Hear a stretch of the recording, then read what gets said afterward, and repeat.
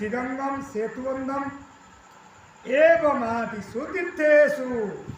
समस्त पुण्यतीर्थ मानकरे भ्रममान इतस्तत मु भ्रमी भ्रमी हालिया है गली एवं कौन देखी नापश्यम कृतचिचर्म मन संसतोष कारणम नापश्यम केउठारे हेले मध्य मोर मन संतोषर कारण देखिली नहीं जहाँकि कलिना धर्म मित्रेण धरेयम बाध्यताधुना यही कलिर प्रभाव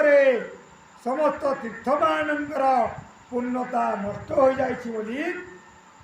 कहउछन्ति एवं आवरी कौन कहउछन्ति सत्यम नास्ति तपः शौचम दया दानम न विद्यते